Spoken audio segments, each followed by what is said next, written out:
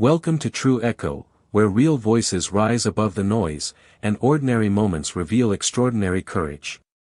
Today's story isn't just about a cruel act. It's about what happens when silence is shattered, when a single act of defiance rewrites the rules, and when the overlooked rise, not with rage, but with purpose. You're about to hear the powerful true-to-life story of how one black girl stood up, not with fists, but with fierce clarity, after her classmate in a wheelchair was humiliated in front of the whole school. What followed stunned everyone. This is a story about bravery without volume, strength without violence, and justice without shouting. Let's begin. Jefferson Middle School wasn't evil. But it was indifferent, which is sometimes worse. Trinity Hayes had grown used to it. She rolled her wheelchair down the long cracked concrete walkway leading toward the school's front doors every morning like clockwork. Her lavender backpack hung on the left handle, swinging with each bump. She didn't expect hellos. She didn't expect kindness. She didn't even expect people to look at her. What she did expect, what she had learned to survive, was silence. No one really saw Trinity. Despite her high grades, despite her quick wit and her gentle, honest laugh, the other students moved around her like water around a stone. They didn't shove her.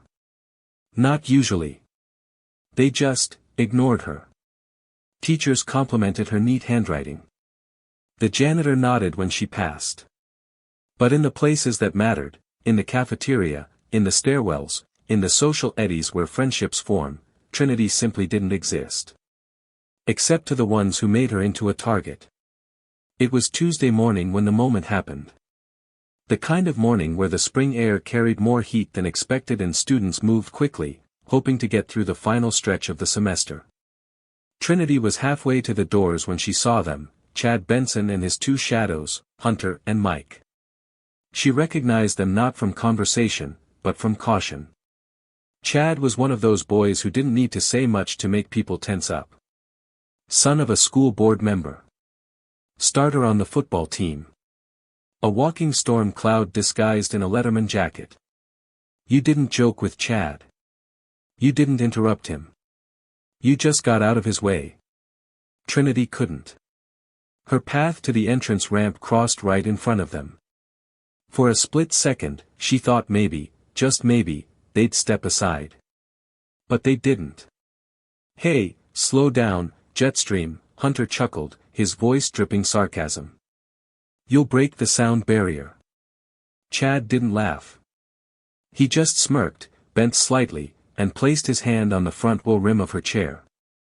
Let me help, he whispered, and before Trinity could react, he jerked the front of her chair up, just enough to throw off her balance. The wheelchair tipped sideways. Time slowed. Trinity's books scattered like doves fleeing a shotgun blast. Her body twisted as the chair rolled. She landed hard, her elbow scraping against the pavement. For one horrible second, there was absolute silence. Then Hunter snorted. Dude. You actually did it. Laughter. Shaky, nervous. A few gasps. But no footsteps toward her. No hands reaching to help. Just a crowd standing frozen, pretending they hadn't seen. Trinity didn't cry. She didn't scream. She just lay there, eyes locked on the sky overhead. Blue, too bright. Unmoving. And then something changed. 30 minutes later, when the first period bell rang and students filed reluctantly toward the gym for morning announcements, they didn't know they were walking toward the beginning of a reckoning. Not because of anything the teachers said. But because of who stood in front of the school doors, arms crossed, eyes blazing. Her name was Amiia Cross. Amiia Cross wasn't someone people usually noticed. She wasn't on the student council. She didn't star in school plays or sports. She didn't wear designer sneakers or post polished selfies on Instagram. What she did have, what no one could quite describe but everyone felt, was presence. When Amiia stepped into the courtyard and saw Trinity lying beside her tipped wheelchair, something settled in her chest. It wasn't rage. Not at first. It was stillness. A cold, precise kind of knowing. She didn't run.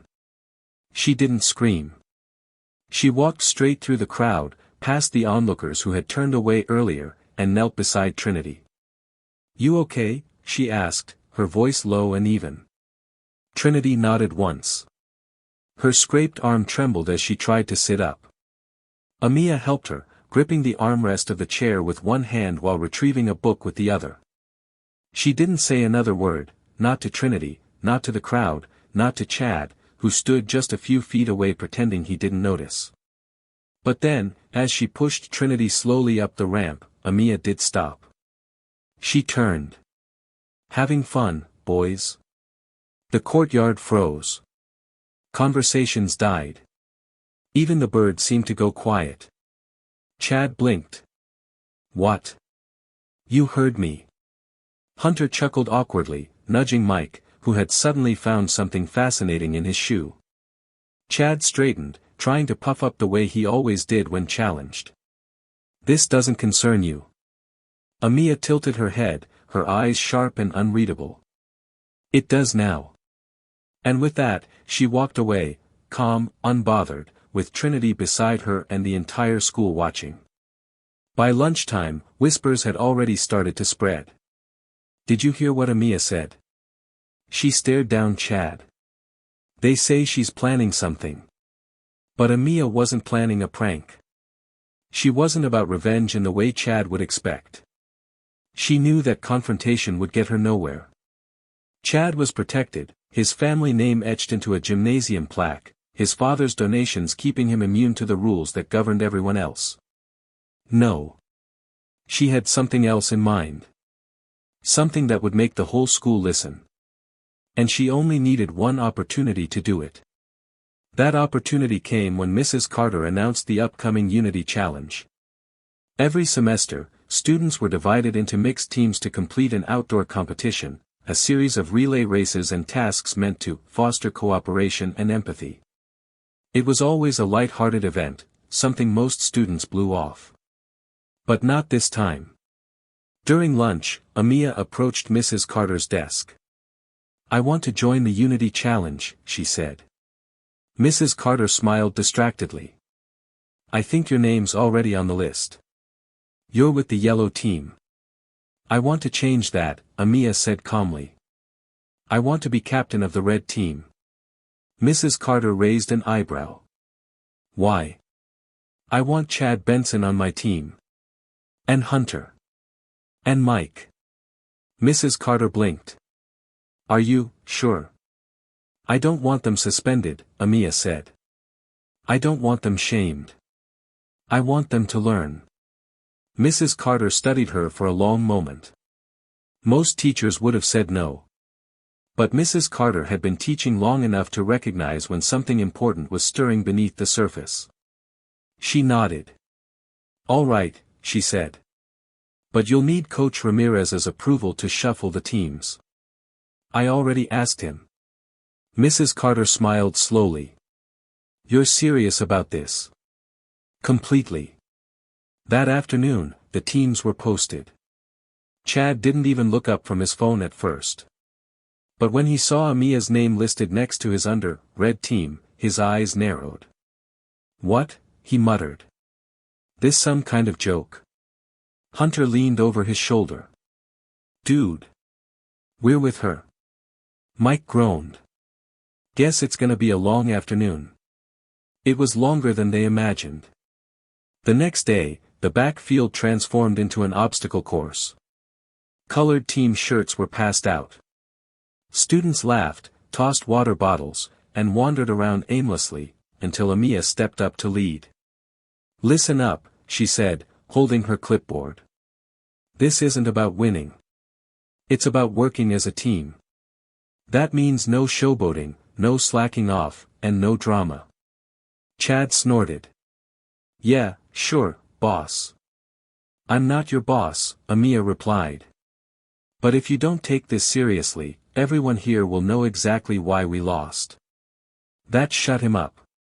As the Unity Challenge began, each event passed without incident. Sack races. Rope climbs. Balance beams. Even the awkward three-legged run. Then came the final event, the relay push.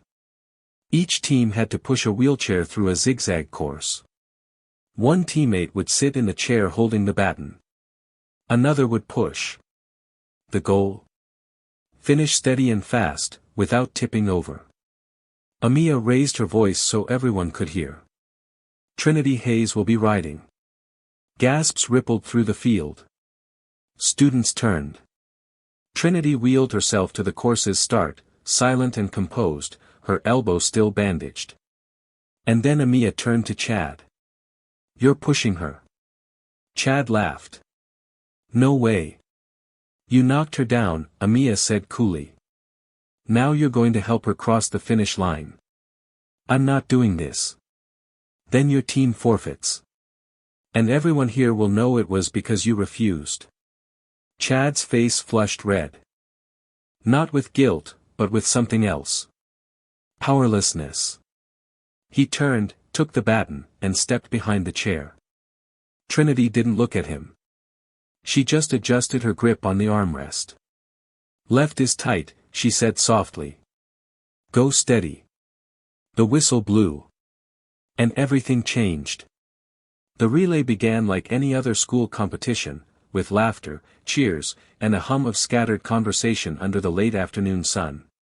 But the moment Chad Benson placed his hands on the push handles of Trinity's wheelchair, the energy shifted. Teachers stood up straighter. Phones rose silently in the crowd. Students leaned forward, suddenly aware they were watching something that mattered more than points on a scoreboard. The course ahead zigzagged between bright orange cones over uneven grass, with a few sneaky gravel patches that could catch any careless wheel. Trinity had already memorized every bump. What she hadn't predicted was the silence in Chad's breath behind her. He didn't joke. He didn't speak. For the first time, he looked uncertain.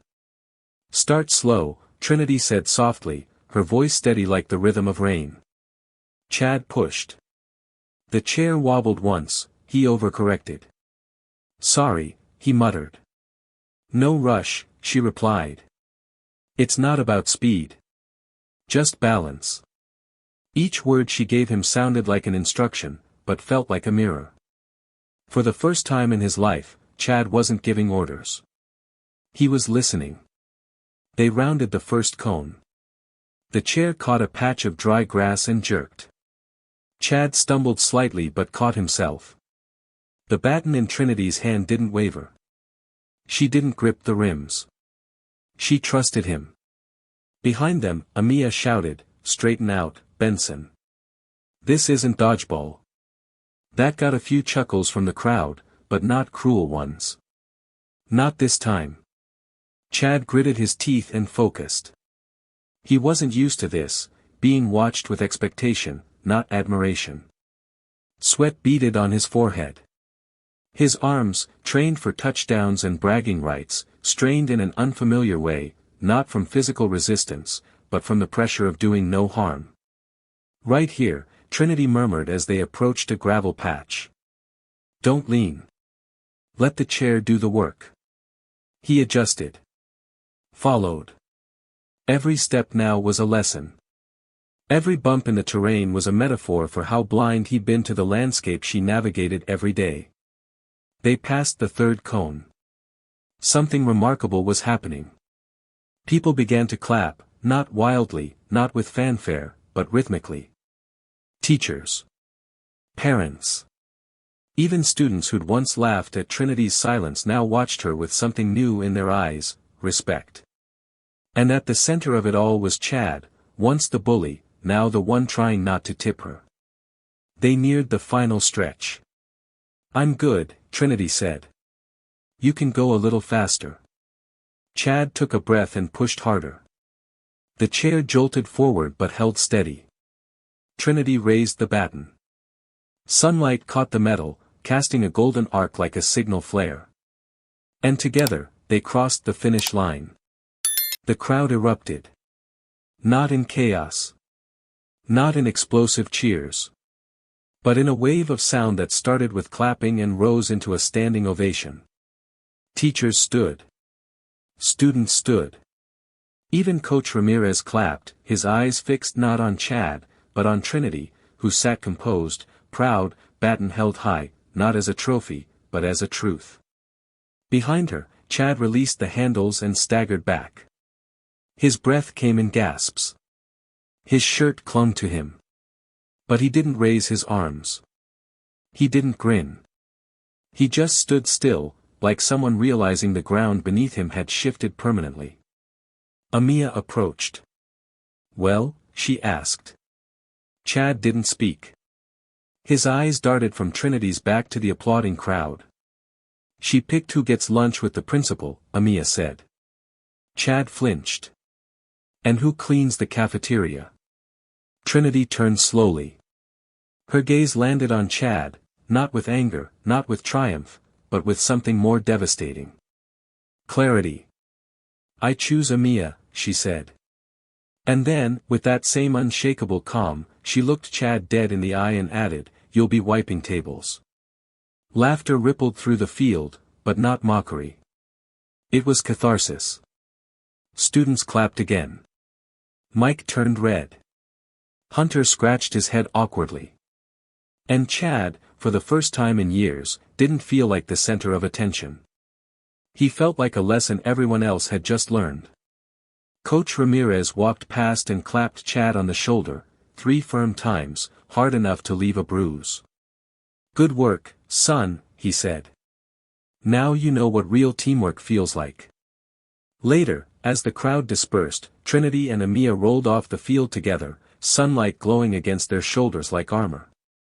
No speeches. No gloating. Just presence.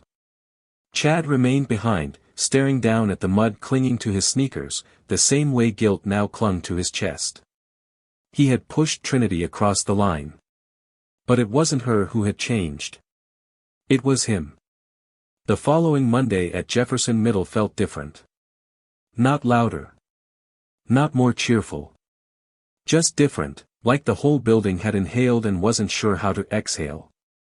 Hallways that once echoed with boisterous laughter and careless jabs now buzzed with hushed conversations. Something unspoken hovered over every locker, every desk, every glance. And at the center of that quiet shift sat 2 girls, one in a wheelchair and one who had chosen not to stay silent. Amiia and Trinity had returned to their routines as if nothing had changed. Trinity still rolled quietly through the hallways. Amiia still carried her denim backpack with the patches sewn by her grandmother. But eyes followed them now. Not with pity. Not with fear. With something far more potent. Recognition. But for Chad Benson, everything had changed, and there was no routine to return to. He spent most of his day hunched low in his chair, eyes fixed on his desk. No smirks. No casual elbows to Hunter. No loud comments in math class. Teachers noticed. So did students. Especially during lunch. That was when the real sentence began. The cafeteria. Chad, Hunter, and Mike, plastic gloves snapped over their hands, stood near the staff sink while Ms. Joanne, the long-suffering cafeteria lead, handed them rags and pointed toward the tables. Start from the back. Work forward. And don't skip under the seats. I've seen the ketchup grenades you kids toss under there. Hunter muttered something, but Ms. Joanne didn't even blink. She just raised an eyebrow and handed him a mop. The 3 boys trudged across the cafeteria floor like inmates on their first day of community service. Students whispered. Some snickered. But many simply watched, silent, curious, unsure of what to make of the fall of the school's most untouchable trio. Chad didn't respond to any of it. He just bent over the first table and started to wipe. One stroke. Then another. For once, he wasn't performing. He was processing. Every time he wiped a sticky tray ring off the plastic table surface, he saw Trinity's eyes, not angry, not sad, just steady. Every time someone dropped a napkin and he bent to pick it up, he heard her voice from the relay course, not fast. Just steady. The cafeteria staff, once invisible to him, now stood just feet away. Ms. Joanne wore a nasal cannula and leaned on a stool between rounds. Chad had once referred to her as the oxygen lady when joking with his friends. Now, he looked at her differently. He noticed the swollen joints in her fingers. The way she rubbed her lower back between shifts. The way she never missed a beat. Respect was creeping in. And he didn't know what to do with it. Meanwhile, Amiia was planning something new. She had no desire to see Chad punished further. What she wanted was change, not the kind written in detention slips or school emails, but real, lasting transformation. And she believed it had to come from within. That's why, 2 days after the Unity Challenge, she knocked on the door of the faculty lounge. Inside, Mrs. Carter and Principal Gaines sat reviewing papers. "You've got 5 minutes," Amiia said, straight to the point. "Let us speak at the next school assembly." Principal Gaines raised an eyebrow. "For what purpose?" "Not to call anyone out," Amiia replied. "To call everyone in. We need to talk about silence." Mrs. Carter watched her, tapping her pen once against the table. "What exactly do you plan to say?" "We'll figure that out," Amiia said. "But it has to come from us. No teachers. No administrators. Just me and Trinity." Principal Gaines studied her. Amiia didn't blink. "You'll have 10 minutes, he said finally. "Use them well." She nodded. "We will." Word spread fast. By the time Thursday morning rolled around, Jefferson's auditorium was packed to capacity. Students filled every creaking plastic chair. Teachers lined the walls. Even a few parents, tipped off by whisper networks and curiosity, sat near the back. Nobody knew exactly what was coming. But everyone sensed it would matter. Principal Gaines stepped up to the podium. No preamble. No announcements. "Today," he said, "2 of your classmates have asked for your attention. Not because of rules. Not because of grades. But because they believe this school is ready to listen." Then he stepped aside. Amiia wheeled Trinity onto the stage. No spotlight. No music. Just 2 microphones. They didn't need anything else. Amiia spoke first. "Yesterday, someone was knocked down in front of this school." No gasps. Everyone already knew. But hearing it said, openly, clearly, cut through the air like a scalpel. Some people laughed. Some turned away. But most did nothing. And that's what we're here to talk about. Not the push. The silence. Trinity's voice followed, softer, but firmer than anyone expected.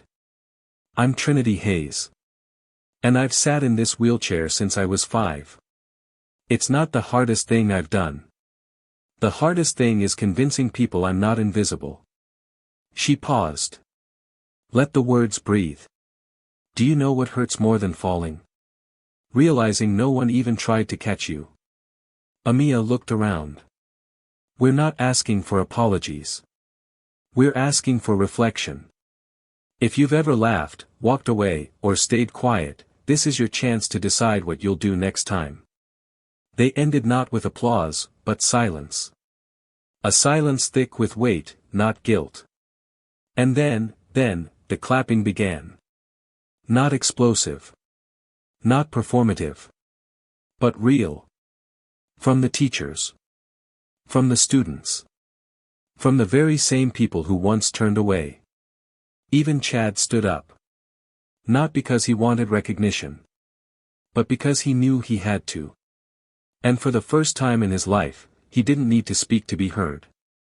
The morning after the assembly, something shifted permanently inside Jefferson Middle. It didn't feel like a revolution. No sudden bursts of activism. No marches. But something quieter and more enduring took root. Like the first cracks in concrete after a long freeze, subtle, but unstoppable. That Friday, a piece of pale yellow paper appeared outside room 204, the former French club room.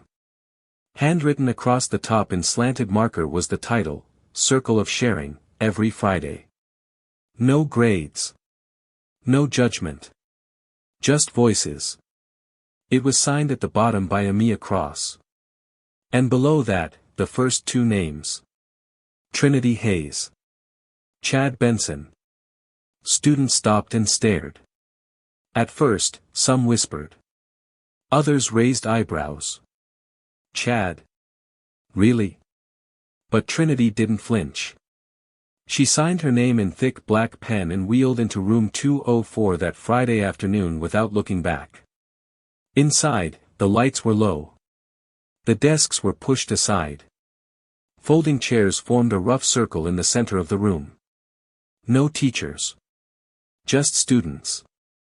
And no one led the group. They just began. Trinity didn't speak first. A seventh grader named Lana did. She trembled when she stood. I used to be called Nerd Girl because I wear braces and read at recess. One time, someone stuck gum to my locker. No one helped. No one said anything. I thought that was normal. She sat down. The room went still. And then Chad spoke. He didn't rise. He didn't clear his throat or try to act confident. I used to be the one who made kids like you feel invisible, he said, eyes on the floor. I thought it made me important. I thought if people feared me, they'd respect me. But now I get it. Fear doesn't earn anything but silence. Lana blinked. Trinity looked sideways at him, not with warmth, but with something almost like acknowledgement. No one clapped. No one needed to. After that, more students joined. Week after week, the circle grew. By the third Friday, a sixth grader named Jordan described how Trinity had once helped him when he twisted his ankle during recess. She didn't say anything, he murmured. She just stayed behind, helped me hop to the nurse's office. That's what courage looks like. And then one afternoon, after PE, Chad showed up late to lunch. But not because he was avoiding cafeteria duty. He had been in the library, fixing something.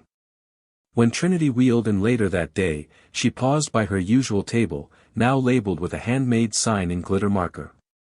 Reserved for Trinity and those who refused to stay silent. On the table were 3 lunch trays already set out. One for her.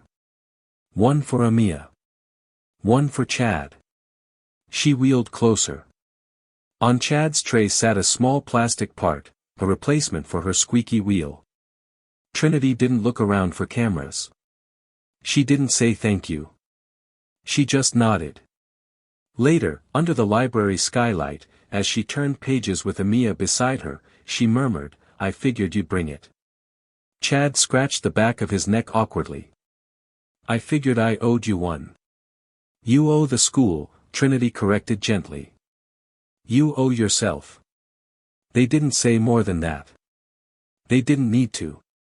Because something new had taken root between them, not friendship, not forgiveness, not yet, but accountability. Mutual, honest, and quiet. Later that week, a student-led broadcast aired over the lunchroom speakers. A segment called One Thing I Stayed Silent About, and Now I Want to Say It. Each week, a new student would step up. On week 4, it was Chad's turn. His voice cracked slightly through the intercom, I used to be the loudest person in the room. I filled silence with jokes, shoves, and fake laughs.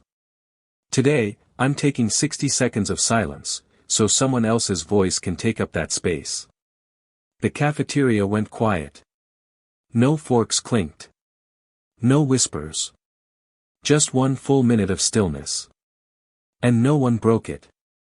Across the school, kids began to notice how many quiet voices surrounded them.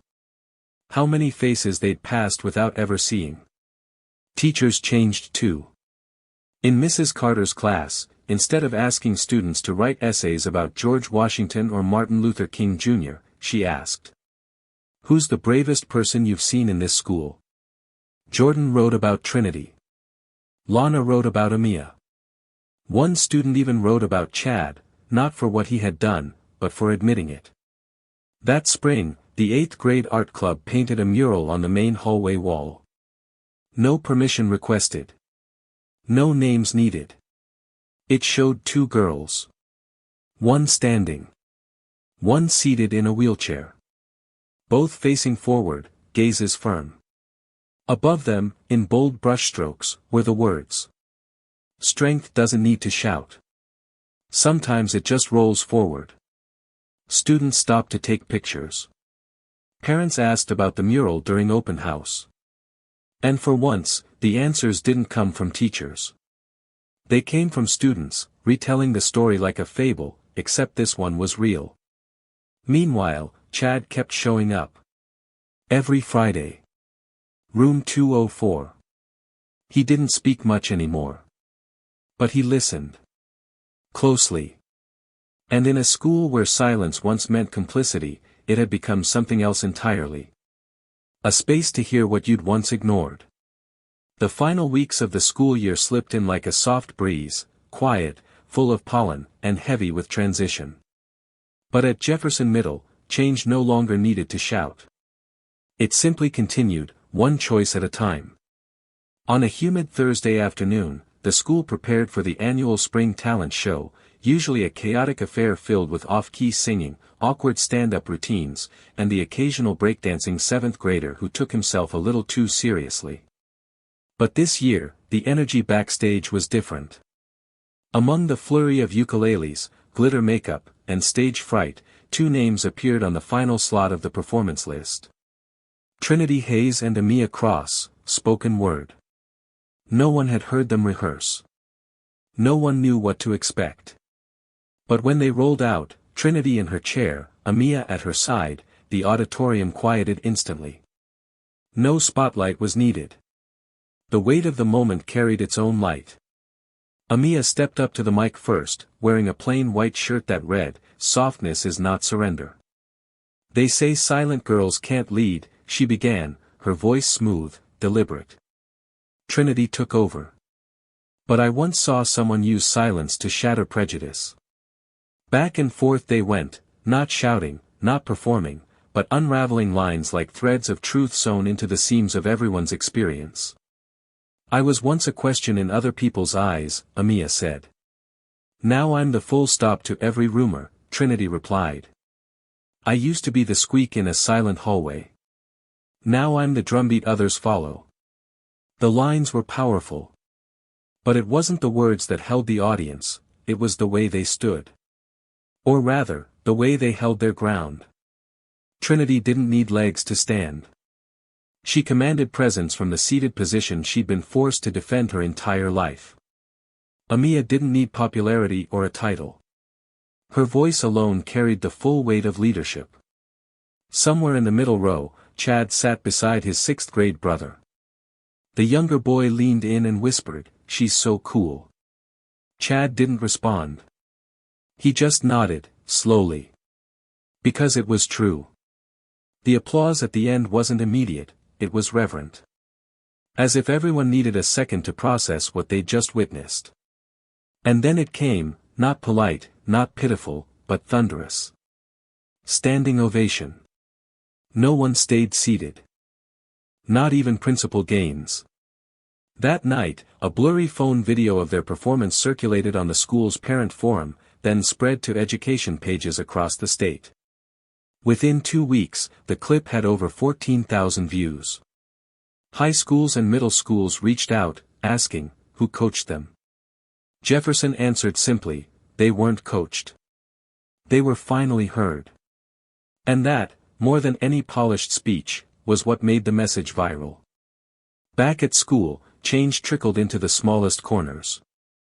One morning, Trinity wheeled down the hallway toward her usual lunch table by the window. It used to be the last spot left, awkward, near the trash bins. But not today. Today, it bore a neatly printed sign on cardstock, taped with yellow masking tape. Reserved for Trinity, and anyone who refuses to stay silent. 3 lunch trays were already laid out. Amia's, Lena's, and one with Chad's name scribbled in the corner. A folded napkin on his tray carried a handwritten quote. "Today we stay silent. Tomorrow we listen." Trinity wheeled forward. She didn't smile. She didn't ask questions. She just took her seat. Some things didn't need explanations. In room 204, the circle of sharing had become the heart of the school. On one Friday afternoon, a boy named Ezra shared how his stutter made him afraid to speak during class. "I thought I was broken," he said. Then Chad, now a regular in the circle, raised his hand. "I used to interrupt kids like you. I thought being loud meant being right. But I'm here now to learn when to speak, and when to shut up." No laughter. Just a quiet ripple of respect. And slowly, even the ones who had stayed silent the longest began to speak. Lana. Jordan. Ezra. Lena. Each with their own story, each adding to a shared patchwork of honesty. The school wasn't perfect. It never would be. But the cracks had let the light in. During one particularly rainy morning, Chad showed up at the teacher's lounge. He didn't ask for anything, just waited. When Mrs. Carter opened the door, he said, "I don't want a favor. I just want to sit in on the meeting about how teachers can better support disabled students." Mrs. Carter nodded slowly. "Of course." Later, she told Principal Gaines, he didn't speak during the whole meeting. But he took notes. Real notes. Gaines just nodded and muttered, "That's the loudest silence I've ever seen." And then, just before summer, the mural appeared. It wasn't formally announced. No unveiling. It was simply there one Monday morning. 2 girls. One standing. One seated. No faces, just silhouettes. Above them, in brush-stroked black paint. "Respect doesn't ask permission." Students stopped. Teachers stopped. Even the janitor paused and whispered, "That's real." No one needed to ask who it was about. They all knew. And in that moment, they weren't just students anymore. They were witnesses. Summer arrived at Jefferson Middle with the scent of cut grass and cracked window panes. The final bell of the school year rang out, bouncing off lockers like a signal flare, and students spilled out into the heat with cheers and laughter. But the change that had begun months earlier didn't leave with them. It stayed, etched into walls, whispered in quiet gestures, embedded in the fabric of how people moved around each other.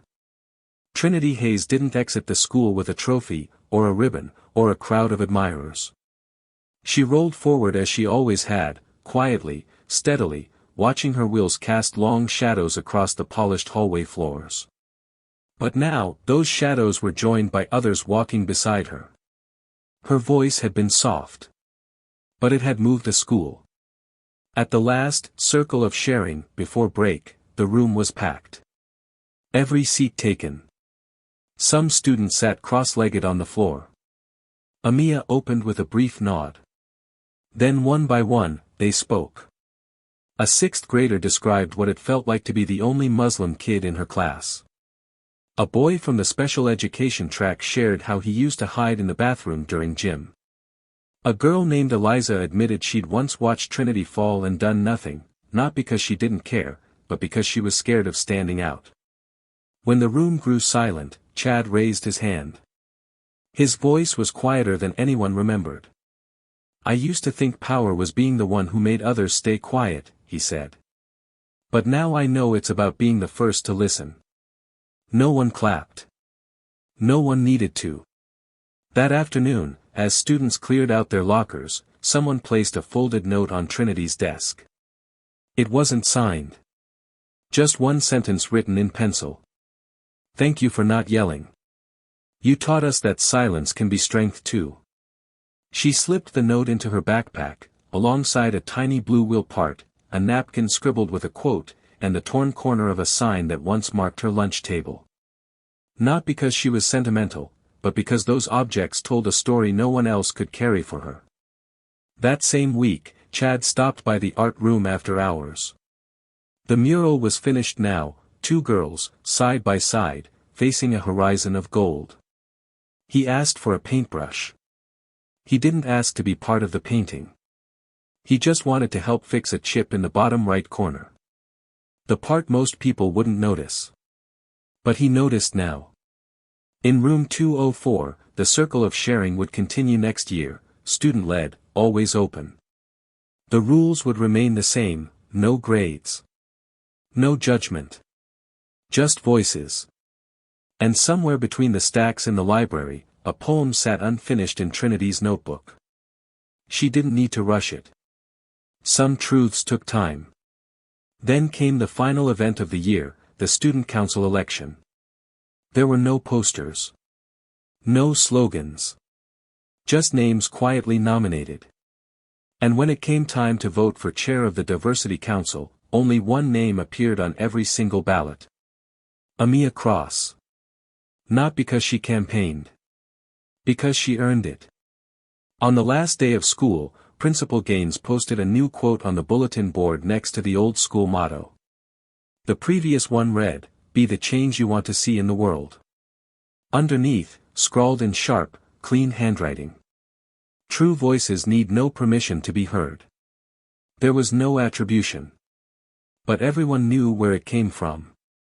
And as Trinity rolled through the main hallway one last time that spring, her chair clicked softly against the tiles. Ahead of her, a sixth grader held the door open without being asked.